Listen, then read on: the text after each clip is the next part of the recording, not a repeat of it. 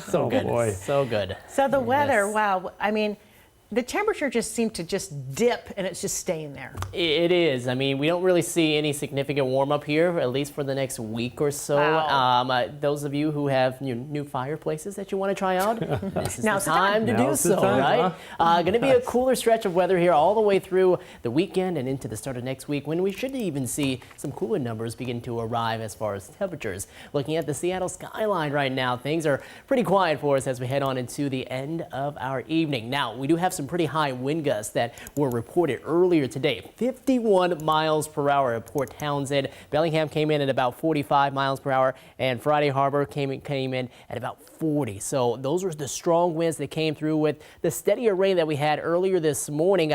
Then things started to taper off. We even saw a few sun breaks later on into the day. Temperatures, they responded somewhat to that sunshine as we got up to about 55 for a high out at SeaTac. The low right on par, 50 degrees. Well, we should normally be there, but hey, 65 is where we should normally be for a high. And again, we probably will stay more so into the 50s as we go throughout the next few days.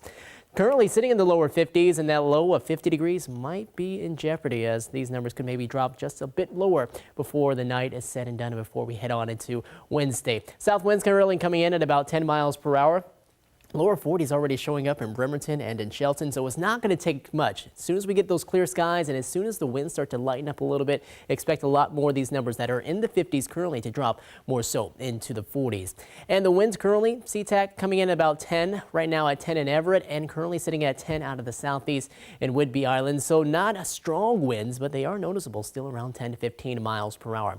And we got more rain heading its way on in. First, the wave that is now beginning to head northward, that is starting to push a little farther north out into parts of Canada now. Everson seeing some lighter raindrops from that. Ferndale also seeing a light raindrop or two from that band that is now heading its way northward. But the next wave that's coming in from the west, well, that's coming along with some stronger rain and some heavier rain coming along with that. And yeah, some thunderstorms too that are just beginning to push now onto the coast. So a few rumbles of thunder here and there, getting closer now. It looks like just north of Forks, heading closer to Neah Bay.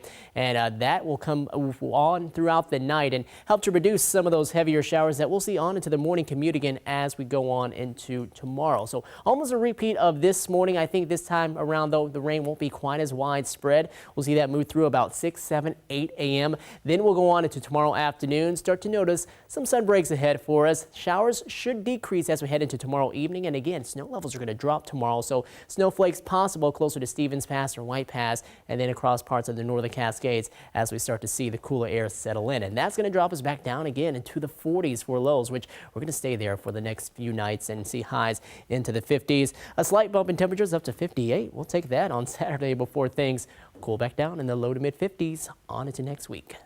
All right, thanks, Adam.